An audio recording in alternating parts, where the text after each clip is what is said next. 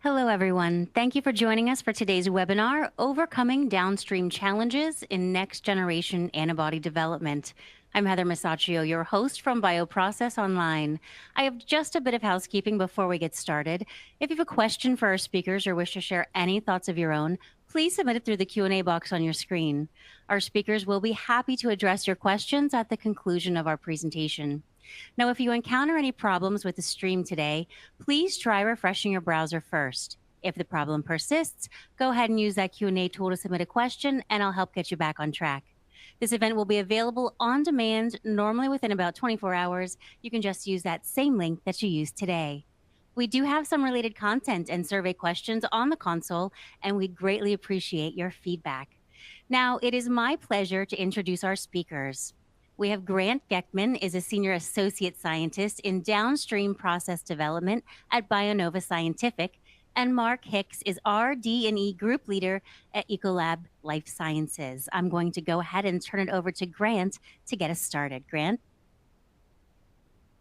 Good morning, everyone. I'm really excited to be here. Whether you're joining online live or you're watching the recording on 2x speed, whatever time it is for you, thank you for taking a moment to join me and Mark in this webinar. This is my first webinar, and I'm really excited to be giving it. And before I start, I wanted to give a huge thank you to Ecolab for collaborating with Bionova on this webinar, and also to my incredible boss, Minnie, for volunteering me as a guinea pig and thinking Grant would do a really good job in this webinar, and I've had a really fun time putting this together. And finally, thank you to Bioprocess Online for hosting. So in my talk, I wanted to first start with talking about Bionova's capabilities and our diverse antibody portfolio. And with this diverse portfolio, we've kind of put together a crash course on the different things that we've seen from traditional mAb versus next generation process considerations and where we think the industry is heading. And then I want to talk about several case studies. And these case studies are centered around innovation, but two different kinds of innovation. One comes from within my own team, whether it's doing experiments, DOE, thinking outside the box. And the other comes from leveraging vendor technologies, in this case, using Purolite affinity resins. I'll give you a hint that one is a lot more work for me, and one is a lot more work for Mark. And then I'm going to end with talking about Bionova partnerships and my my takeaway message before I hand it off to Mark. So Bionova is a CDMO specializing in biologics development and manufacturing. We develop both recombinant antibody-based proteins and enzymes, as well as plasmid DNA. And we do both process development and in-house GMP manufacturing in our single-use facilities. We're part of the larger Asahi Kasei bioprocessing portfolio, which not just involves Bionova Scientific, but also other key divisions that me as a CDMO, we can take advantage of. And this includes our purification division for example, Planova virus filters, fluid management for equipment, and also biosafety testing services such as VirusSure for viral clearance testing, which happens a lot in this industry and is extremely important for regulatory concerns, as well as mycoplasma testing services from Bionique. Bionova has two geographic sites. Our first and our founding headquarters is in Fremont, California, in the San Francisco Bay Area. And this is where we do all of our biologics process development and GMP manufacturing. This includes our GMP manufacturing site on the left, which is our original building where there was also process development. And recently we've expanded into a new site, which is a little farther down the road for process development. And this is my home. And also we have our storage facility. Also, we've been building a new site in the Woodlands, Texas, and this is where we specialize in pDNA development and manufacturing. So we currently have one building that is generating research grade and soon to be GMP grade plasmid DNA, and also have plans to open a commercial scale pDNA site in the next few years. So Bionova was founded in the Bay Area, and we're surrounded by a plethora of innovative biopharmaceutical companies that all have had first-in-class therapies and needed somewhere to someone to help take it to the clinic. And this is where Bionova has really stepped in to guide these companies to success. So our portfolio spans a wide variety of recombinant proteins produced in CHO cells, not just the typical market-leading monoclonal antibody, but also bispecifics, multispecifics, antibody fragments, antibody drug conjugates, and not just drug conjugates, but we're also linking siRNA and dye molecules and other linkers, as well as FC and HSA fusions, and even recombinant enzymes. And with these unique modalities comes significant challenges. And so I wanted to kind of go a deep dive on and a crash course of what are these next generation biologic considerations that we're seeing. And I think there can be a misconception that as these molecules get more complex, that means we're going to have a more complex process. And I don't believe that this needs to be true. As long as we are defining as we have more complex molecules, we're going to have more critical quality attributes. But as long as we define these early on in the process and we map out our downstream process, not just thinking about each individual unit operation in itself and then building on that for the next, but thinking holistically over the process, we can develop a much more streamlined process. And also not to just be held back by the traditional MAB process workflow that we're used to. Now, there are also challenges with these newer modalities that we're seeing, such as intermediate product stability, which is going to affect side studies, such as your viral clearance testing, which I'll get into soon. And also, we really want to make sure that we're not just innovating internally, but taking advantage of the new technologies that are coming on the market, such as with Purolite resins. Now I wanted to start talking about depth filtration, which is the first step in the downstream process, where we're removing cells from the clarified harvest, or we're clarifying the harvest, so removing the cells.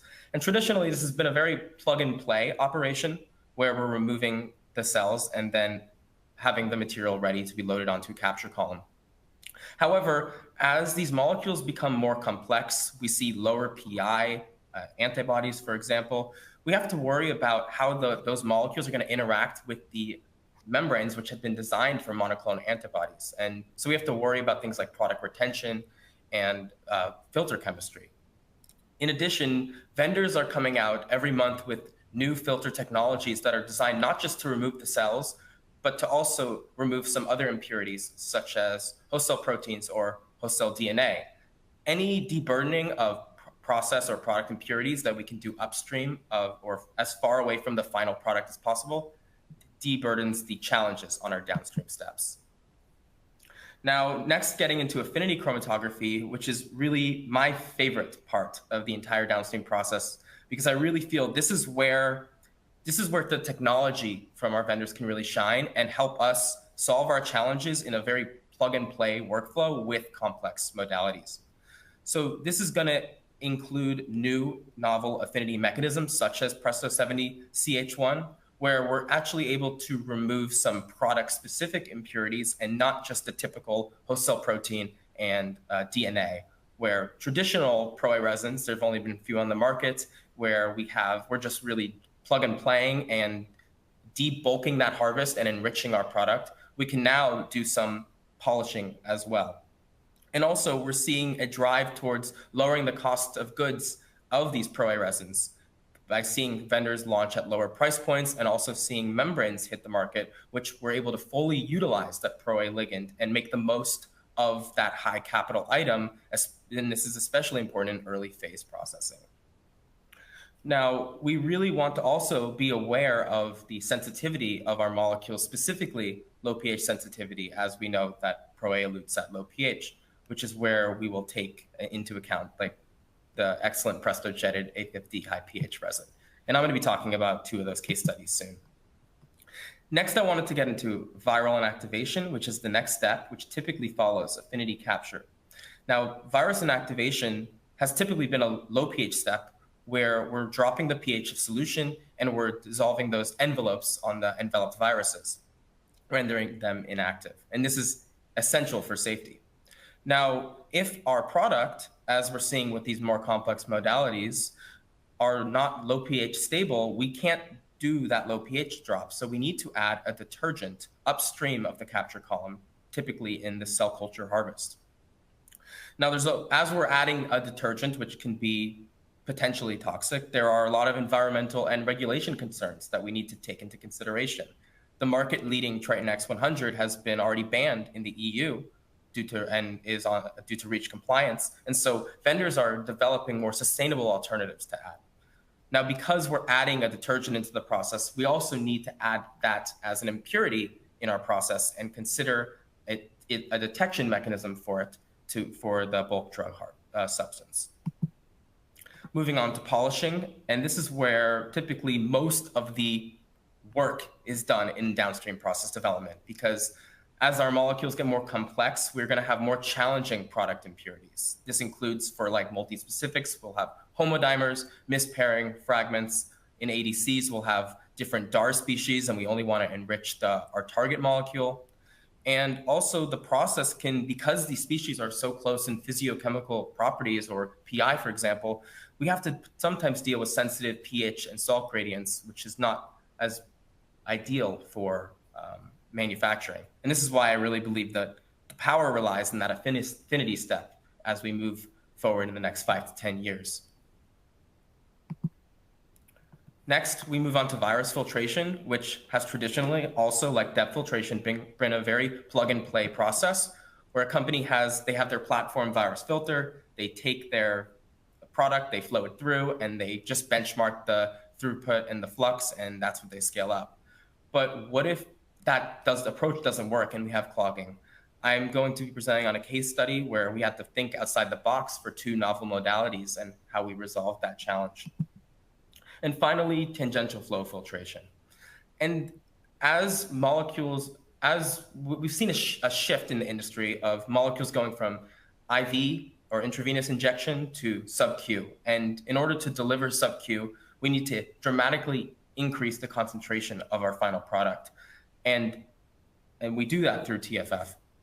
But as we increase the concentration, we're going to have higher viscosity. We're going to have an effect called the Gibbs-Donnan effect that can affect our excipient levels. There could be aggregation, shear sensitivity. We need to take into account membrane chemistry as well. And these are all things that really TFF had been plug and play, put your diafiltration buffer in and just run it on your maybe platform TMP or just do some flux excursion experiments. It hasn't been an intensive step, but we're seeing that change with high concentration products.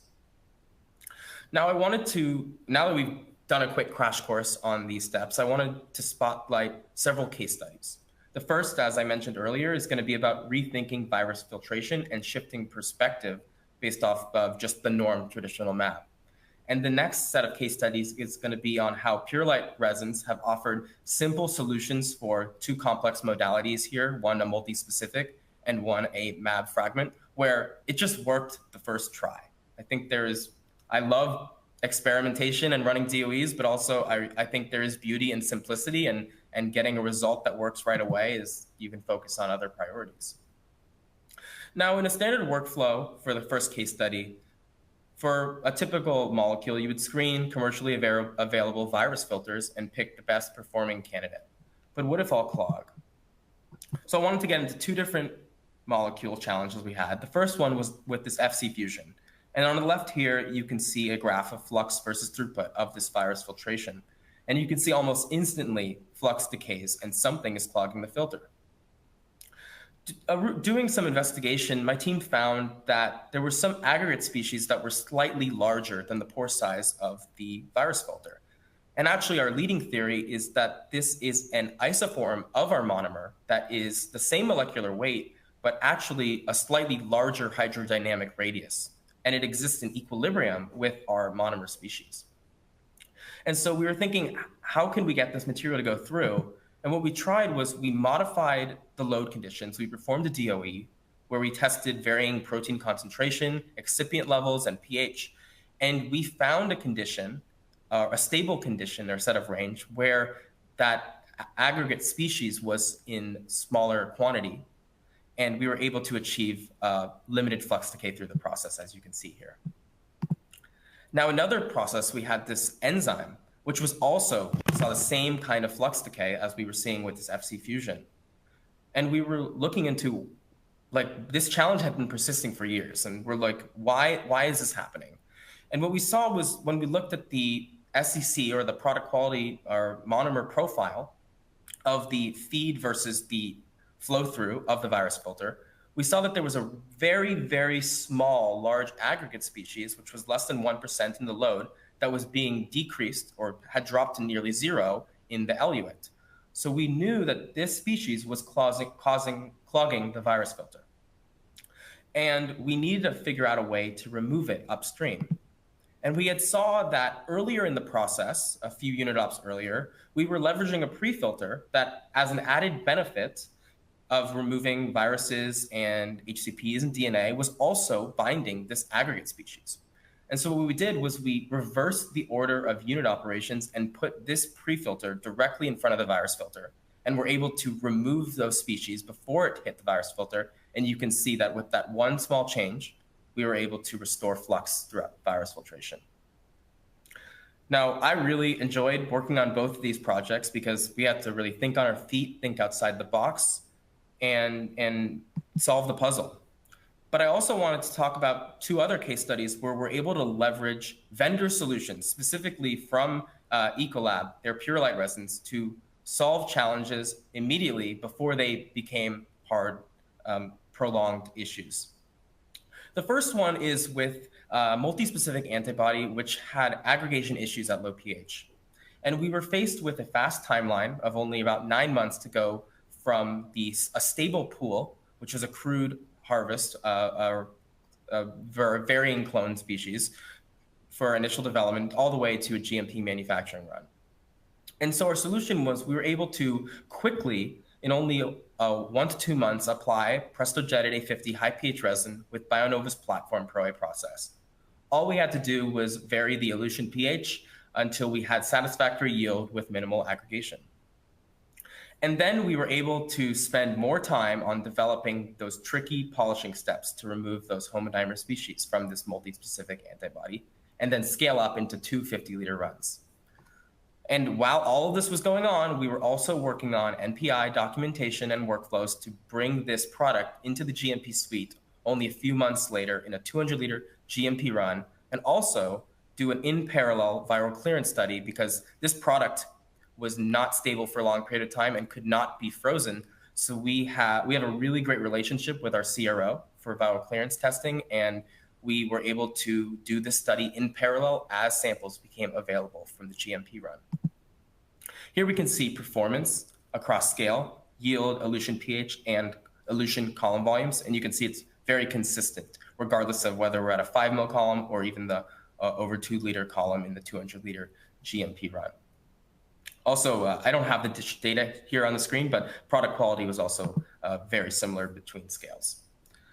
Some additional benefits that we saw of using this high pH resin was we saw extremely high viral clearance compared to traditional Pro-A, where we see 1 to 3 LRV for viral models. We saw over 4 LRV for MULV and 4 LRV for MVM. And I think Mark is going to dive into some more data on this, and I think it's really, really promising. And also, we see a reduced need for pool conditioning.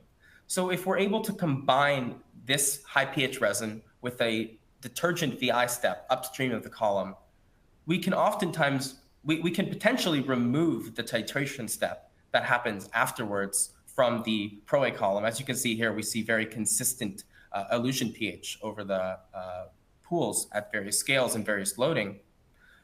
In this case, though, the product still wasn't stable, so we had to do one titration up to pH 5.5. But you bet I've been thinking, how can we remove that? Because that's the only conditioning we have in this entire process. The rest, we really want to design our processes with process intensification in mind and thinking, how could this work if it was going to be continuous? We want to minimize the need for that conditioning and simplify the process for our operators and the need for brake tanks and more room that's not needed in the process. So we're always thinking of what is this going to look like, not just at the bench, but at 2,000 liters, at 12,000 liters, and so on. So our key result here is we had rapid implementation, less aggregation, and a higher elution pH. Now, another process that we were working with was this troubling fab, which it did not have the typical FC region, but it did have a CH1 region that we could bind to. And the current process had low loading, a low flow rate, and it resulted in many cycles which were not really feasible for commercialization. So what did we do? Well, we had been in collaboration with Purolite for years, and we saw that they had recently launched their Praesto 70 CH1 resin. And immediately we knew we had to test it. And so the current process we see here on the left had 18 gram per liter load, and this is running at an 8-minute residence time. And we see around 77% yield. This is typical for the process, and a 90% SEC main purity. And Purolite had given us data or shown data that they can bind fab up to 40 gram per liter. And you bet when I see a vendor claim, the first thing I'm going to do is test it and see if it's true. Or true with my molecule, because I'm really curious. And so what I saw was we tested it on the Praesto 70 CH1, and we went to 40 gram per liter load, and we saw 78% yield, which is comparable to our current process. So we didn't even reach breakthrough. We could have gone higher. So I was definitely surprised. I'm sure, or I hope, or I'm sure Purolite is, they did all that development, so they're not surprised, but it really shows that this is not just working for one molecule, but a whole platform. And you can see when we tried to mimic that with the current process, we've got 37% yield. And I think this result is not illustrated any more clearly than seeing the breakthrough curves of the two processes overlapped. Here we can see the Praesto 70 CH1 in orange and the competitor product in blue. And the Praesto product, we don't see an increase in UV signals, so we're not even reaching breakthrough by the end of it. We could have loaded higher. But the competitor product, around that 20 gram per liter, we start to see significant breakthrough. And then when we do our wash, we're losing some loosely bound product. I want to emphasize here that this is one experiment, and we already were able to increase productivity of our process by over 3.5 times and prepared for commercialization and late stage development. And also, this resin has a much better cleanability protocol using hydroxide. So the key result here is that we were able to increase DVC by 2x with comparable product quality with no optimization. And so we were able to focus on other steps. And I also wanted to emphasize that we were able to implement this technology very quickly after its release. So the product was launched in February, and within 2 months, we were already having a working seminar with Purolite. A few months later, we were doing screening, and we're already now working on a next generation process proposal for late stage manufacturing. Now, with those two case studies in mind, it's very clear that at least our role at Bionova, we have a lot of connection between this diverse ecosystem of different recombinant products and then a lot of our partners, some of them shown here, and it's a constant dialogue. For example, we have Purolite, our vendor, part of our vendor network, Atom, our cell line developer that we have a partnership with to leverage their leap-in transposase technologies for generating more stable and high-producing clones. We also have a collaboration with Bioprocess AI to increase our presence in the AI space and not just use it to leverage our technologies, their technologies to develop better science and DOEs and interpret our data, but also to store our data, to help us write reports, to help us learn from it in ways that maybe we can't see to our eye. And also, of course, collaborating with regulatory agencies and other parts of our Alsace network, such as VirusSure for viral clearance studies. So partnering with Bionova, and I want to talk about 4 key points quickly as I close that really drive me every day and keep me motivated, whether I'm in the lab or I'm writing reports, is that we have an end-in-mind mentality for process development. And we're focusing on scaling seamlessly to manufacturing, imagining what is it going to look like from day one when we go into manufacturing. We also have a proven success across a variety of complex modalities, not just traditional MAbs. And also we're focusing on increasing our digitalization presence through partnerships such as with Bioprocess AI and offering always data-driven decisions whenever needing to make those hard decisions. We want to make sure that we're basing it off of empirical data that we've developed in the lab. And also, probably my favorite is that we're technology agnostic and we offer vendor integrated solutions. We have really great partnerships with most of the leading biotech vendor companies. And if you have a process that uses some of their technology, we can use it. But if you're not sure what you want to use, we can offer or suggest the best options for your process.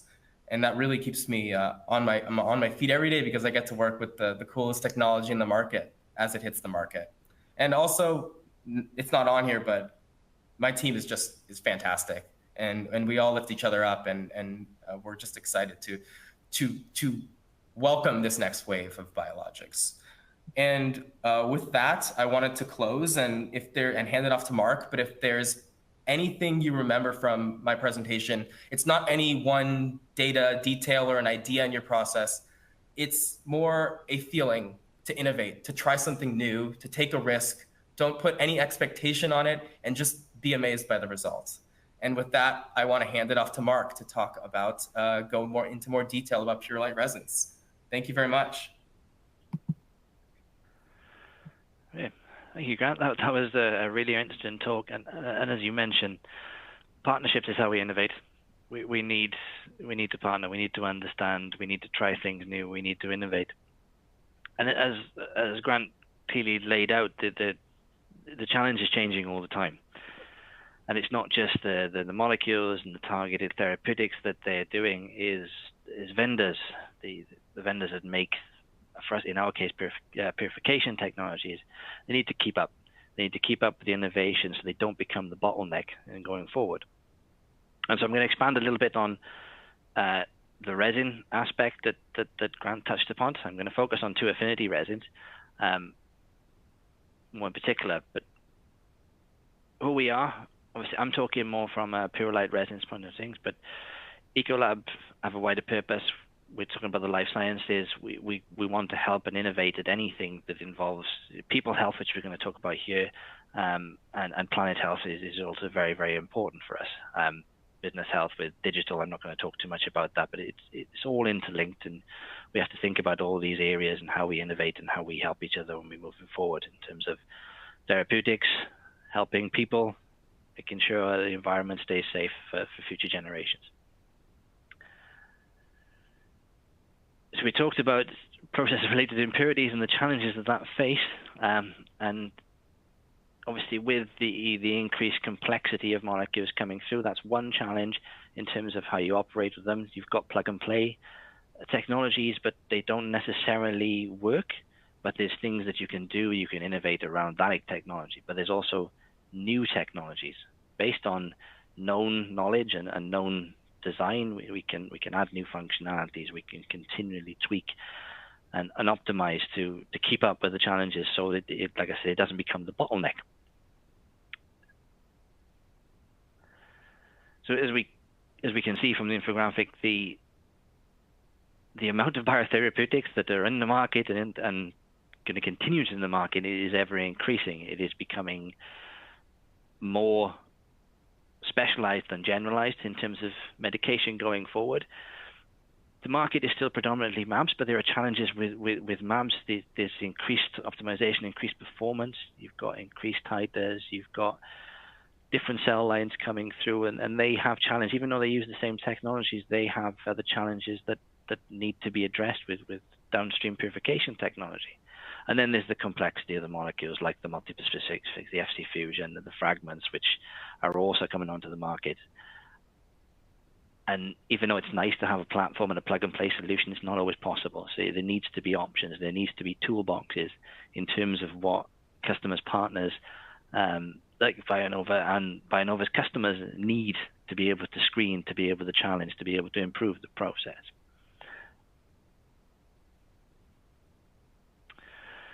So what are some of those challenges? Grant brilliantly described some of them earlier in terms of the presence of homodimers and heterodimers and how they don't easily separate. They've got very similar characteristics, so the chemistry in which you separate them needs to be quite unique and quite innovative.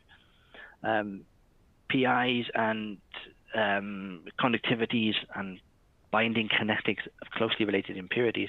And it's not necessarily just the modifications of the molecule itself. You've got other materials like DNA, like host cell proteins that come through, that with different approaches to ligand technology, different processes to resin design can actually be addressed. And it's areas that, as a company, as a group, what gets us into the office, the lab every day. We want to work on these new innovations. Aggregation was mentioned earlier, and aggregation, obviously, in terms of MABs, is when protein A is really driven by the low pH is recovered, and that's an area that we identified in terms of the design of Jet 50 high pH.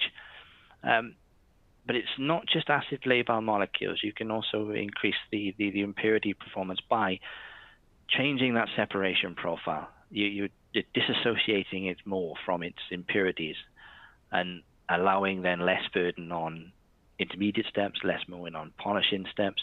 And I'll briefly talk about a little bit the effect of the viral inactivation, viral clearance, that milder pH allows you, along with some design features within the ligand.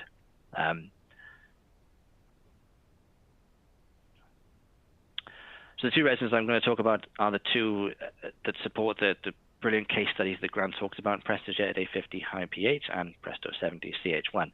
These are our latest generation resins in terms of molecule complexity. We did launch DuraCycle A50 last year, which was actually designed in terms of addressing cleanability challenges for standard proteinase. However, what is built into it is some of the uniqueness that Praesto Jet 50 high pH gives you as well. It's not to the same degree. So the only reason I highlight that one is you may need a balance between the two, and you need higher cleanability that the DuraCycle range offers you over the high pH range. But it's just a balance, and this is why we talk about having a toolbox of affinity resins for customers to select from, because it's not one size fits all, and each challenge is different. So the first one I'll talk about is Jet 50 high pH. And show, well, what does that mild pH solution give you? Why did we design that in the first place? And we mentioned a few times now about acid labile FC containing molecules. You lose a significant amount of the product either by aggregation or by precipitation. There's lots of areas that can cause really, really poor product recovery by going to the low pH. So by having that milder pH, and you can see from the example here, you can see the level of aggregation is quite high in terms of 17% for standard protein A, and this is going down to traditional protein A elution pHs around about pH 3.5. By being able to elute at these higher pHs up to 4.5, it can actually be done 5 with, depending on the molecule. You make the process more economical. You've got the purity level that you need to go to the next step. Because even though 17% might not actually seem that much in terms of overall product yield, but if you're losing 17% at one, you're probably going to lose another 25% trying to remove that aggregation and polishing steps. That leaves you with an overall process yield down to the 50-60%. That process is no longer economical. So what can we do to debottleneck that and bring it after us? And that's one of the uniquenesses of high pH. It's designed for FC-containing molecules. It doesn't have any variable binding, which is one of the characteristics which allows it to do mild pH. There's also the design of the ligand itself, which I can't go into too much detail. But what also very important on that is if you have a ligand like this, you need a macroporous resin, which is what we can develop quite easily with Gechtman technology.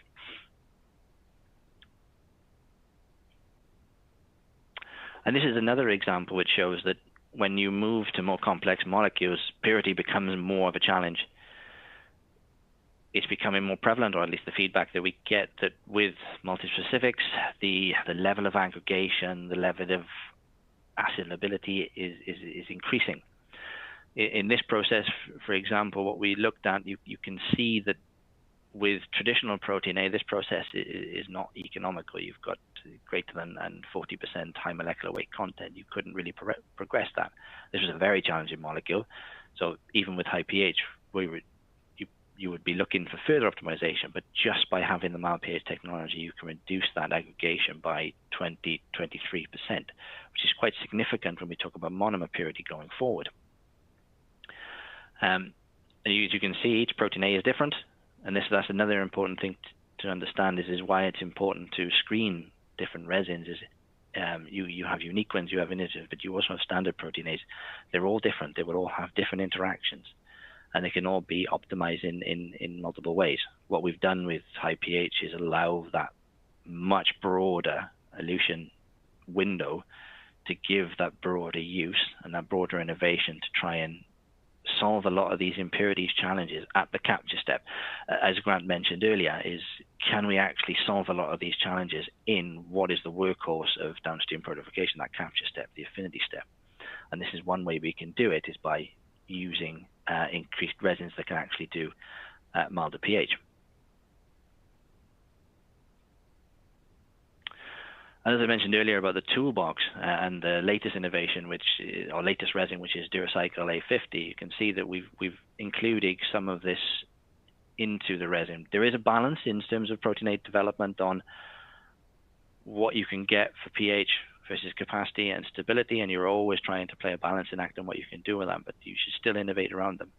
What you can see is Jet A50 high pH is universally can be applied with a mild pH on a lot of different molecules. So we've got different subclasses of MABs here. This is an IgG1 and an IgG4.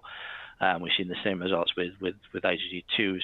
We've got bispecific in the top right corner. You can see consistently that 4 to 4.5, in this case is up to 4.8. The Jet A50 gives you that flexibility.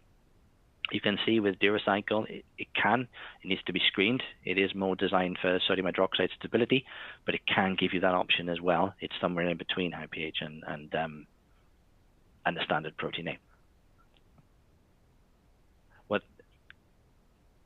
And then supporting, what Grant showed, is one of the benefits that we've actually realized afterwards. The initial design was impurities clearance. We always theorized that, well, if you're clearing more or getting less associated whole cell protein and DNA across when you're using milder pH on a purification, then this should actually apply to viral clearance as well, as the bind or the association of the virus with the antibody or fragment should be very similar to DNA, for example.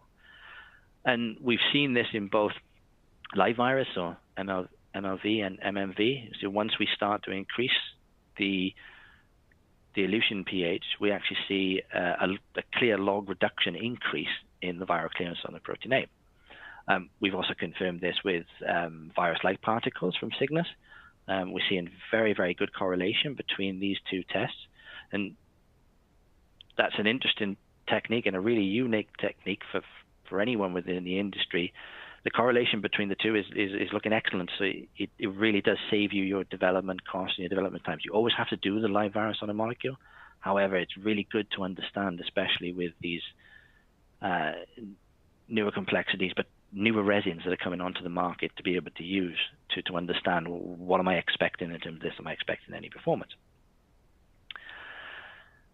And this is another avenue that gives, well, if I can reduce the burden on steps that are more in tune to viral clearance, like Q chemistry, for example, viral filtration, then I reduce the impact. I increase the lifetime of that performance. I'm reducing the overall cost that goes to the process. And what Grant showed earlier with the mix of the detergent and the mild pH, well, can you reduce the amount of purchase? Can you reduce a less toxic one, which maybe doesn't have the same clearance effect, but actually combination with a milder pH, you get the same effect with a reduced environmental impact. So it's thinking about these things in terms of when we develop resins, we never want to be the bottleneck. We always want to innovate, but it needs to be in conjunction with what are the problems, what are the pinch points. So jumping back to it, and I'll say it a few times, partnering with Grant's teams and Bionova is a joy, but it's also critical to what we're doing and feeding back into what we do in terms of future technologies.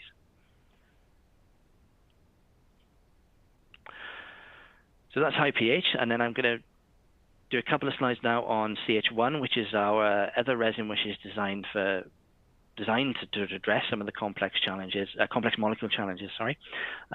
This one is an affinity chromatography, but it's not designed for FC molecules. It's designed for that CH1 bind.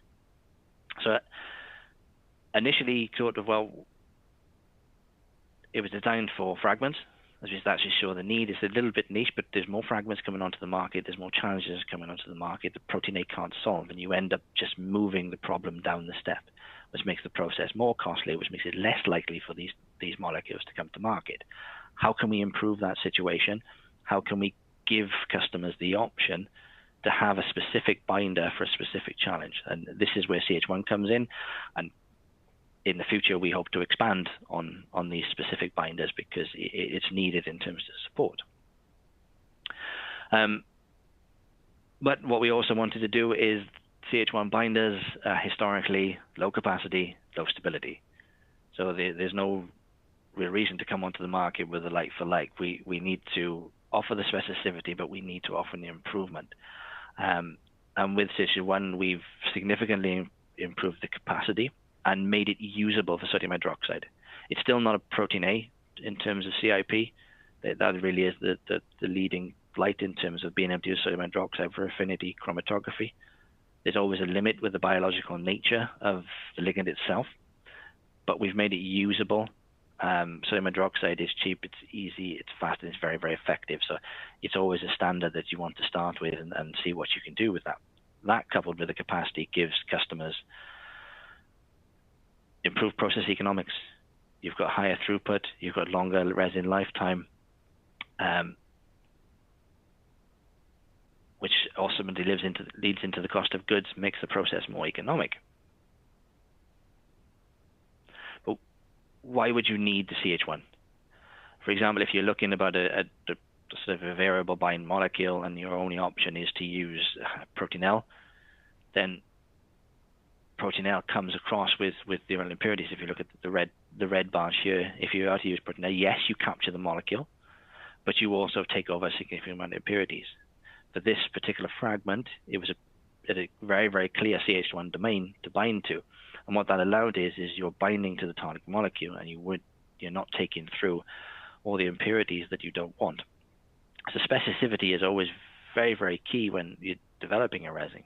With Protein A, everyone knows the specificity for FC for containing molecules, but as molecules change and the challenge change, specificity becomes very important. So when we design these molecules, we have to take into consideration capacity, stability, specificity is number one, and then we look for future developments.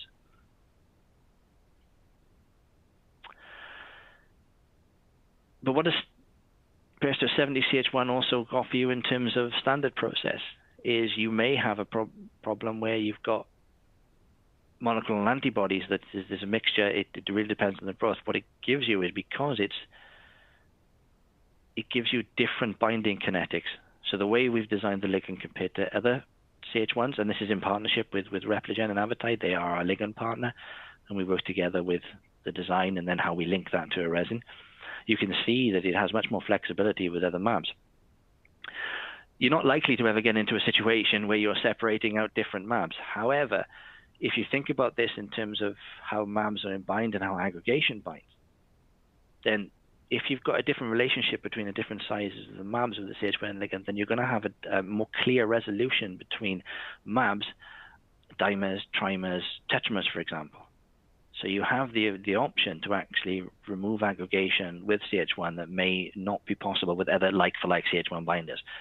Obviously, there are other ways to deal with aggregation, but the point of this one is just to say that it has different specificities. It gives you that flexibility to tweak and optimize your process for whatever impurity clearances that you need.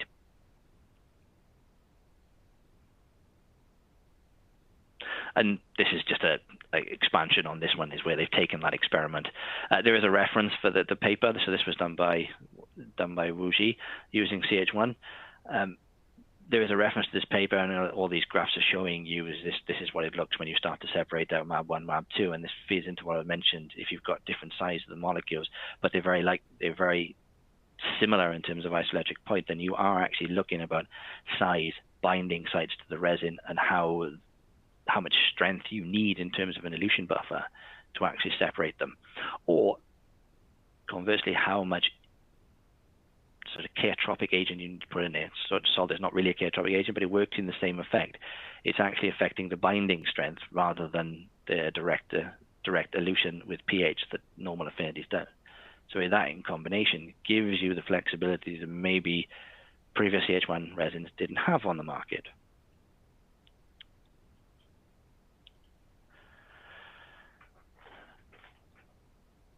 And then looking at biospecifics, as we know, the biospecific, it can be very, very varied in terms of how it works and what each domain actually is. And you can get different impurities, different clippages as going through.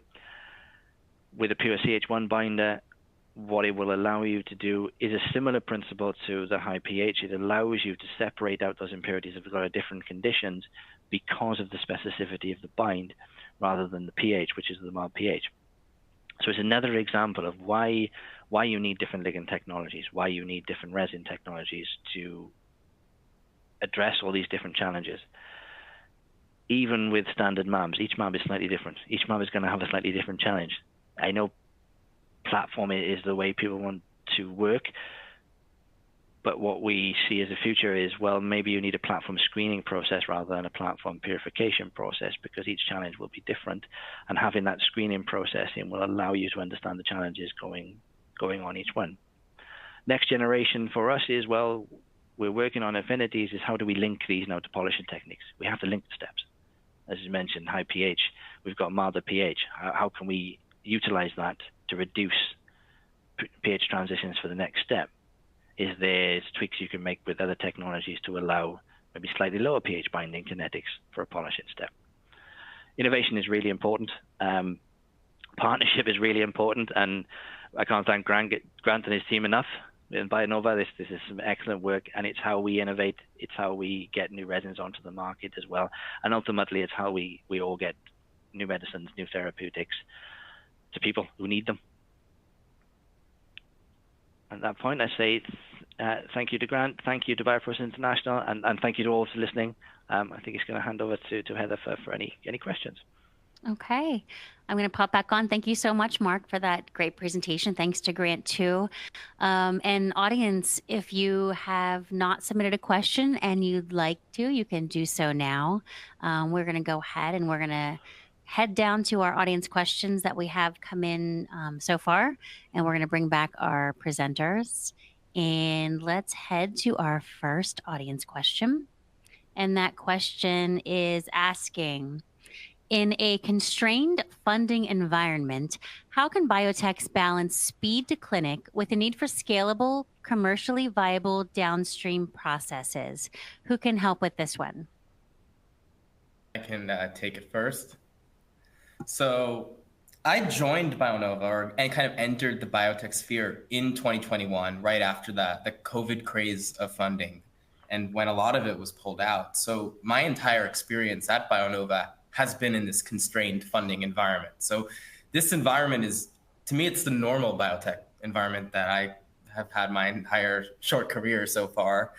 And I really think the number one thing that needs to be prioritized to balance the speed to clinic for scalable processes that have trust between like Bionova and the client, and the more information that you're able to share upfront, whether it's about small scale development that you had done on the side or with some other company, or if it's you have knowledge on exactly what your CQAs are and those targets that you want, give that upfront, and we can then make a more informed decision on the downstream package and the workflow that we want to do, which is going to lead us to do it right the first time and need to backtrack less. Because what I'm seeing is that most of the wasted time comes from missing some information early on or rushing something small early on that then becomes big later on. And being upfront with that information, applying platforms where possible, is really how we can accelerate to the clinic. And also thinking about, as I mentioned throughout my presentation, thinking about how from the small scale, those experiments are going to look at the 2,000 liter or 12,000 liter scale. If we're making a process that it's not feasible at scale, there's not the required resin quantity at scale, or we're doing like a 10-fold dilution, then we're truly wasting time in terms of developing the process. And we need to think about that end goal. And that's how that's what I would say. Any follow-up, Mark, or is that That good? I think that's really important to be upfront first. And I think the other thing to consider is if it is you're working with a CDMO, but you know they're introducing the resin technology, there are resources that companies like us have to help you design the process. We don't necessarily need to be in the lab, but we can help you with understanding how to manipulate the resin to get the best performance. Okay, very good. Thank you to both. We'll head back to the audience questions. And this next question is asking, have you seen any significant differences in the levels of contaminants for different molecules like HCP, LMW, HMW, and DNA? Who can help with this one? I can take that one first. Right. In short, yes. I think that's the challenge. It's not just with newer modalities and bispecifics where you see more also protein, DNA, more challenges, more product-related impurities that need to move out. What we're also seeing from the field is even MAB processes that are coming through generation 2s of the same MAB where they've improved upstream processes actually increases the challenge on the downstream. So development in upstream needs to be matched with development in downstream. I think I would add that as the morphology of these molecules get more complex and whether they have some exposed hydrophobic or charged residues, we're seeing a lot more hitchhiking of these HCP species or even low molecular weight or high molecular weight species. So not only are they physiochemically very similar to our main species, but sometimes they're even being linked by a weak interaction, and this can make it even more challenging to separate. Okay, very good. Thank you both. The next audience question is asking, how can Bionova Scientific partner with biotech innovators to help overcome downstream hurdles from early process design through scale up and ensure their next gen antibodies reach patients faster and with fewer roadblocks? How about this one? I think that this starts with exactly what we're doing right now, education. Having the biotech world and all those involved be aware of the latest technologies that are hitting the market that are commercial ready from the start, like these resins from Ecolab. And also having the relationships that I have, like with my vendor innovators and even clients, it's always a two-way street. And there's always more we can learn both ways. And again, our vendors are the technology experts for these unit operations. They have a wealth of data that they can share that can help us make more informed decisions that can help prevent some potential hurdles later on in the downstream process. And I think that having these dialogues continuously and not just having them feel forced when you have problems is how you can make the most of these interactions and prevent challenges down the road. I would completely agree to that. I think collaboration is the path to innovation. Again, coming from a vendor point of view, we have to have these likes of excellent collaborations, not just for, well, how do we operate resins that we've made commercially available and really fully utilize them and understand them, as what's the hurdle coming up? How do we innovate and address that challenge before it becomes a challenge? Okay, thank you. Now this question's asking, do you notice any difference in the percentage of monomer content when eluting at a higher pH? Did we talk about this yet? Yeah, well, yes, you do. It really is molecule specific, and probably more related to molecules that are acid sensitive. You definitely see a monomer percentage increase with the amount of pH. If the molecule is not as sensitive, then not necessarily. You see more of an improvement in, as brilliantly put it, hitchhikers that are coming through and associated with the antibody that maybe when you change the pH don't have that favorable interaction, then separate. Okay, very good. Thank you so much. Let's see here.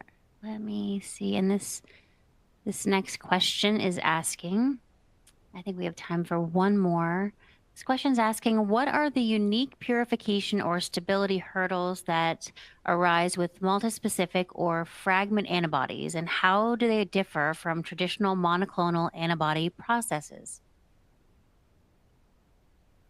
I think that we've touched a lot on this in our process or in the presentation, but one of the main things, right, is that as we increase complexity of our product, we're going to have more product-specific related impurities that we need to separate that can be in much higher abundance than those process-specific impurities such as host cell protein and host cell DNA. And leveraging like affinity resins earlier on in the process to remove these troubling impurities deburdens that later polishing step. So we're able to increase our yield at that later step and still get that same high quality product to the end user. But I also wanted to touch on, as I mentioned in my presentation, that I think stability is the real challenge. And oftentimes stability of those intermediates, it could kill a project, because if we're not able to adequately assess at each phase the product quality profile or hold material or freeze it to be able to do other studies such as viral clearance studies or PPQ, for example, then we really can't get enough data in order to justify bringing this to the commercialization. So I think this is a message to innovators who are doing the design for these molecules, and we need to keep that in mind before we go into the clinic. Okay, very good. Well, that is our time for today. I just want to say thank you so much to Grant Gechtman and to Mark Hicks for being our presenters and sharing their time and information. I want to thank you, the audience, for joining us today. Just a reminder, this event will be available on demand. You'll receive a link via email as soon as it's available. Have a wonderful day, and we'll see you next time. Goodbye. Thank you. Goodbye. Thank you so much. Bye now.